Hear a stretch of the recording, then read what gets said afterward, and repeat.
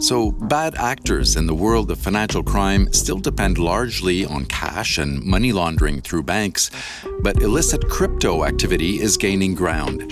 Some say more than 50 billion last year alone. Yeah, there's always this problem for us to understand the scale and how big is the phenomenon. And it all trickles down to anonymity, how much anonymity you have behind any transaction to hide their identity. My name is Chady El Khoury. I'm Assistant General Counsel and Division Chief of the Financial Integrity Group here at the Legal Department of the IMF. El Khoury has been tracking criminal activity in the traditional financial system for years, but the introduction of virtual currencies has made a tough job harder.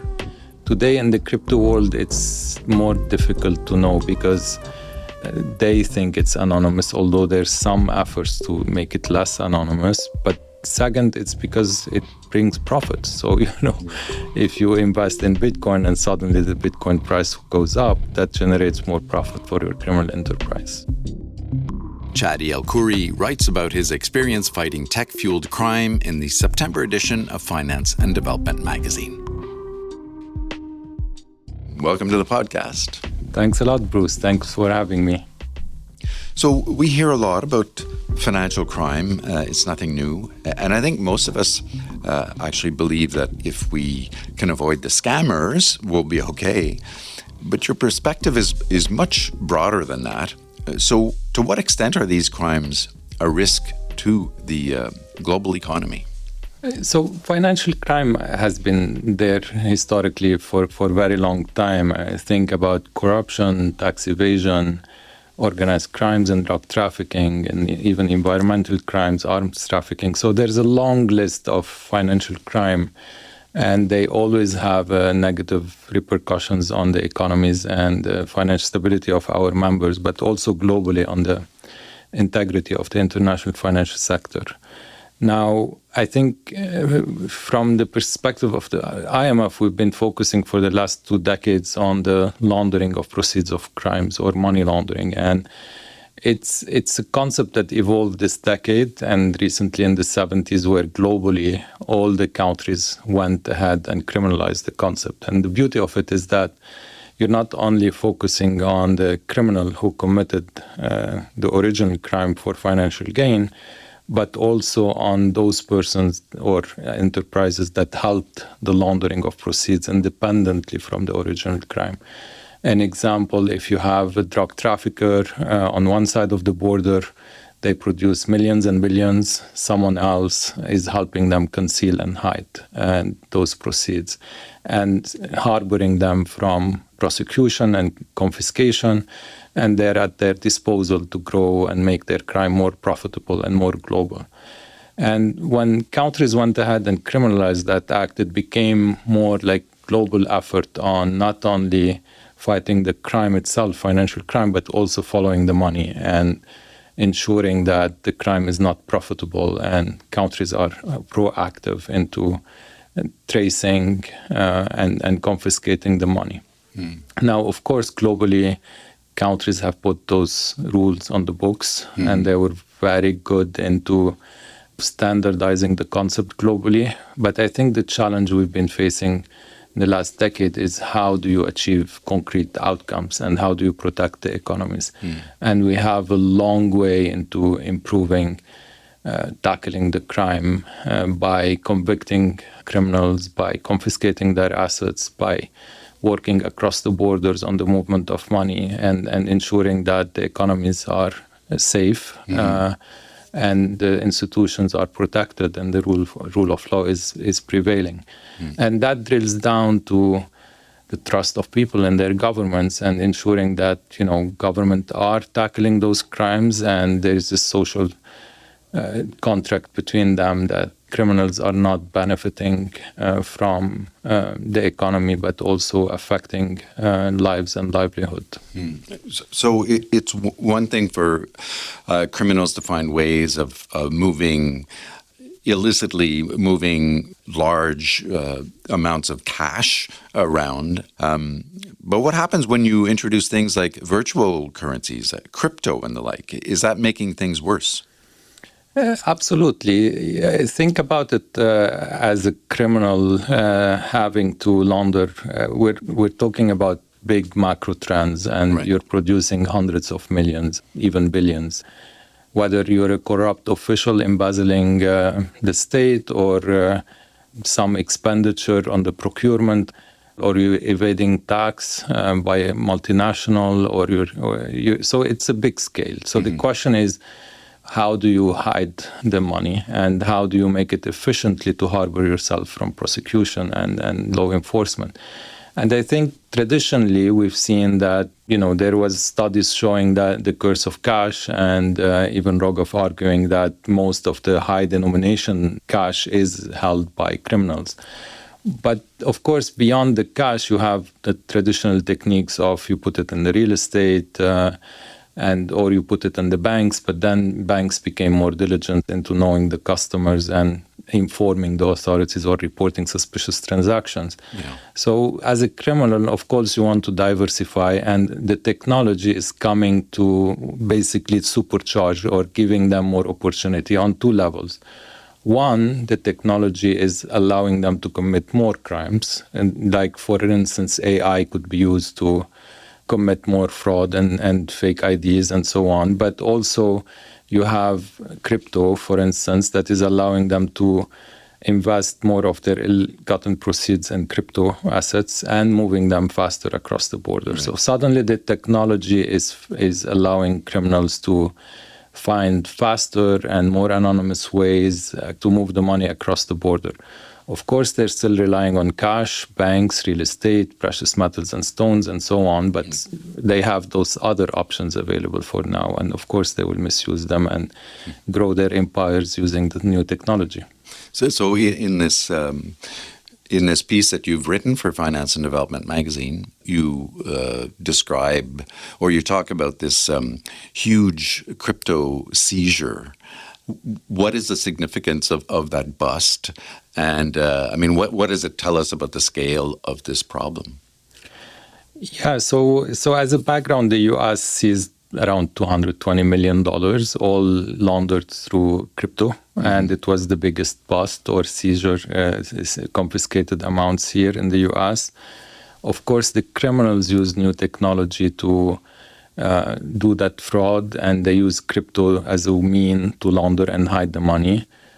In parallel, the law enforcement also were relying on technology and machine learning to follow that money and be able to connect the dots across the border and seize the amounts.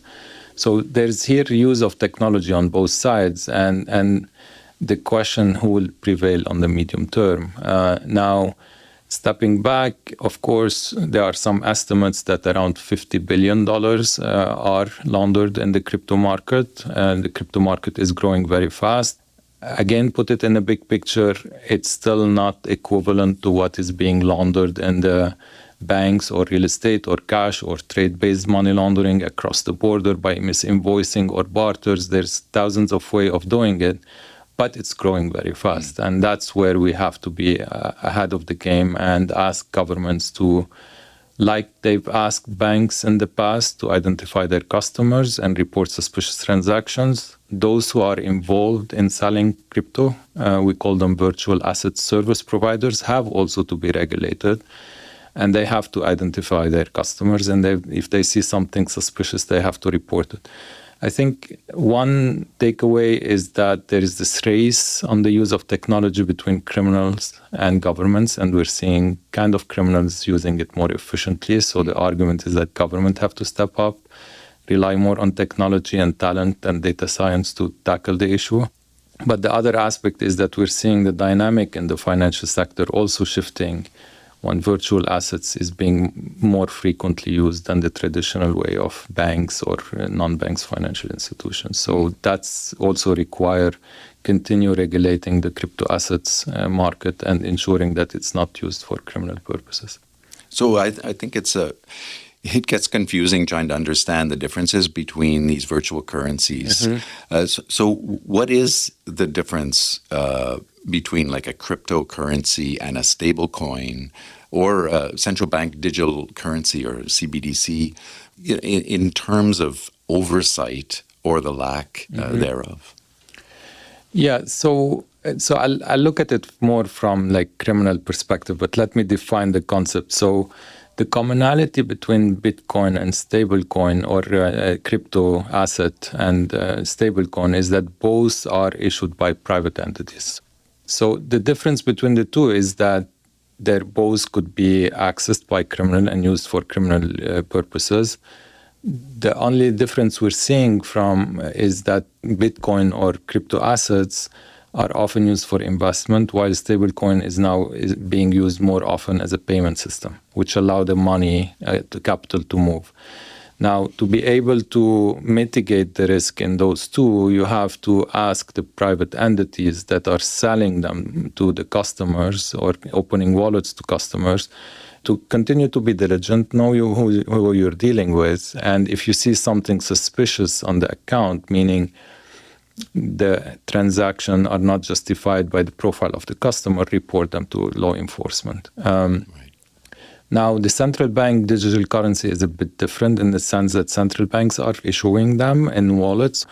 And the question there is about the anonymity and possibility of traceability. So, meaning when the central bank will design that CBDC, how in the design they will ensure that there are some financial integrity consideration, meaning they're not completely anonymous. When customers get hold of them, there's a way to know when they are misused, who is using them, and for what purpose, and be able to trace and seize if they are illegal purposes. And that's where we're focusing now on how much anonymity is in the design of that CBDC and how you could ensure that when they will be used by the mass, you could still continue investigating when they are criminal misuse while preventing keeping the privacy of individuals when they use them for legal purposes.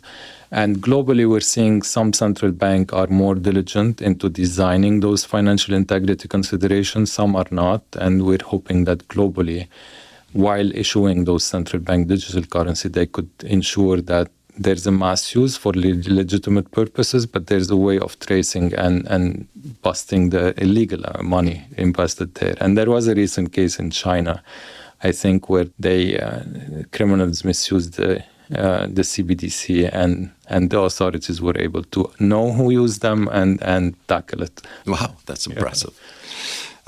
So in terms of cross-border transactions, there is in place and has been for many years is a pretty rigorous process. Many would argue that it's inefficient, but nonetheless, there are rules and regulations to guard against money laundering and the financing of terrorism. Are these virtual currency transactions exempt from that process? Yes and no. So take the example of bank-to-bank transaction, where typically I would say, the transaction goes through SWIFT. Basically, you go today to your bank, they know who you are, you ask to transfer an amount to a different country B, and they know it's going from the US to that country B through SWIFT, and it's traceable. They know that who's the sender, who's the recipient, and the chain.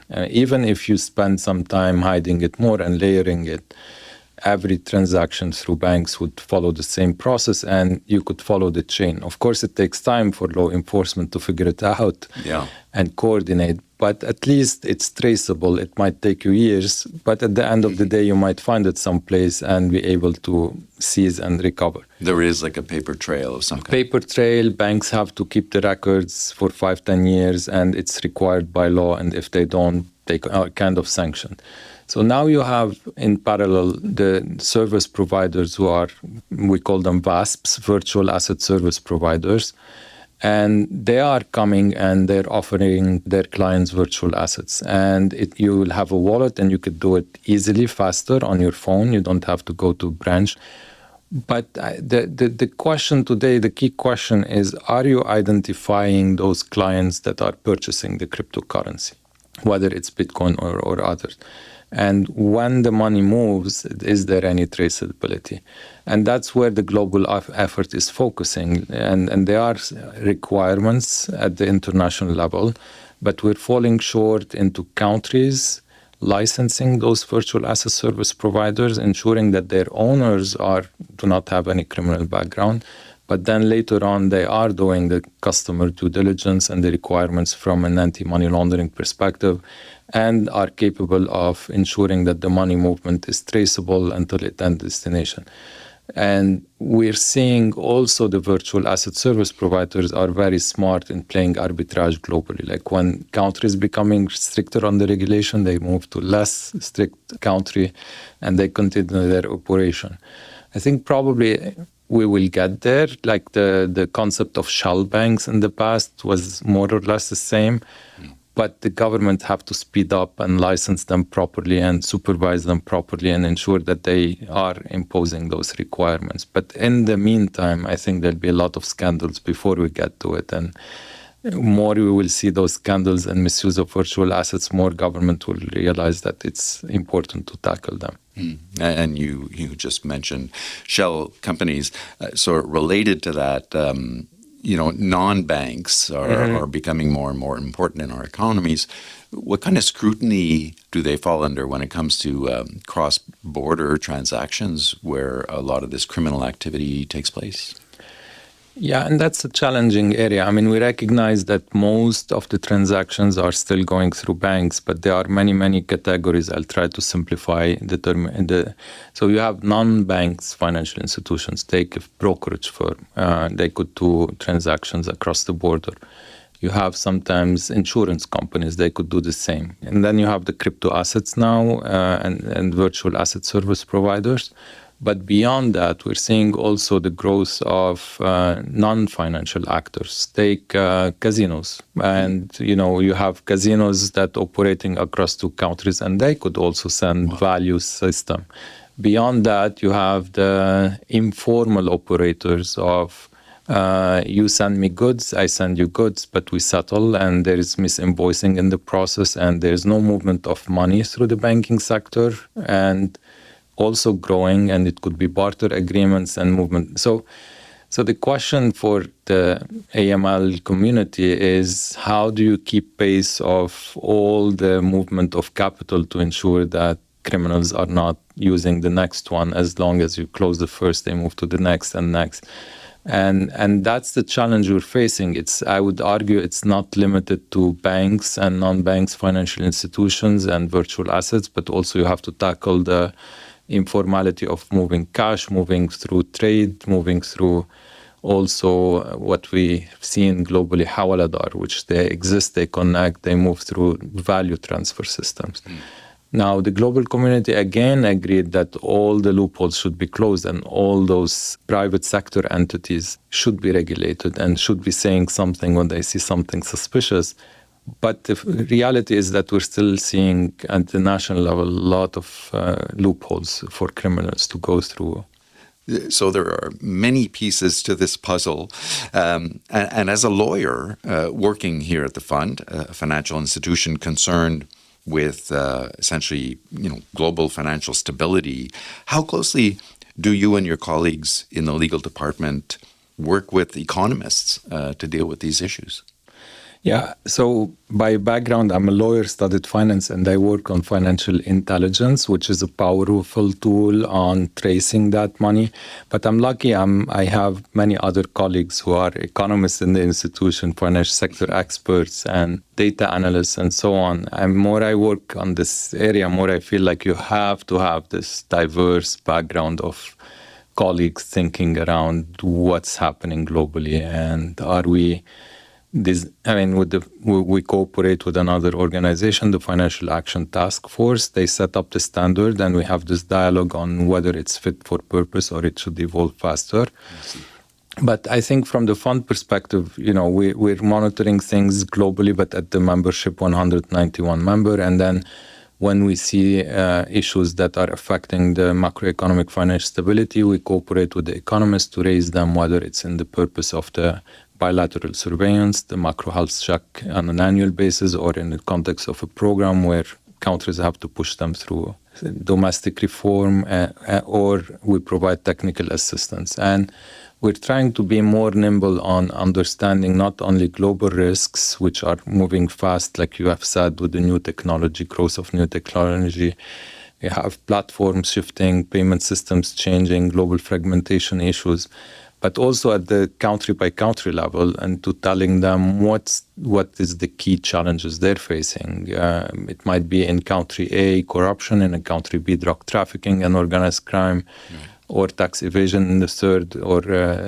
offshore center where all the proceeds are going through.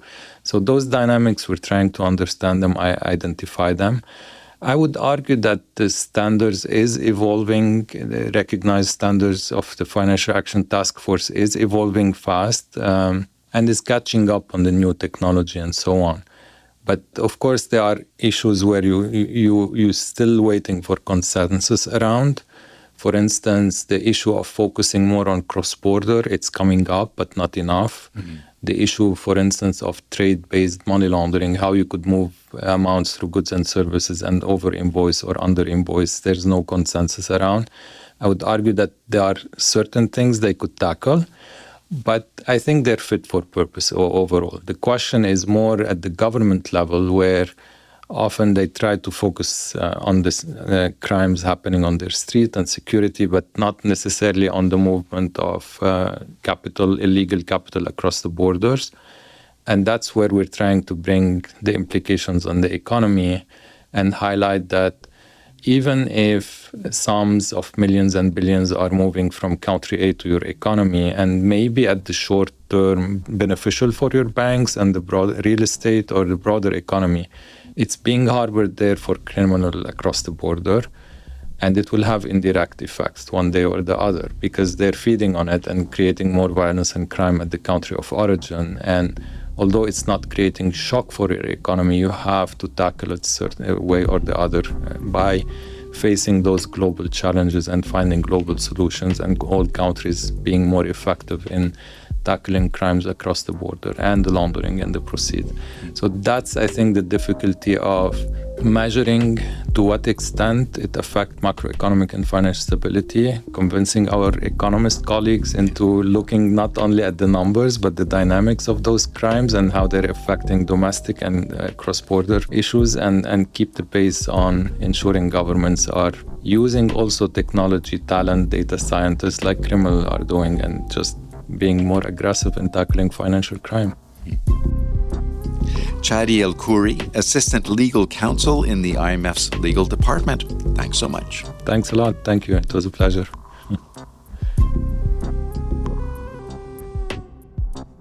Look for Chady El Khoury's article on fighting tech-fueled crime in the September edition of Finance and Development magazine. Go to imf.org/F&D. And look for other IMF podcasts on Apple Podcasts or wherever you listen. You can also follow us on X. Our handle is @IMF_podcast. I'm Bruce Edwards. Thanks for listening.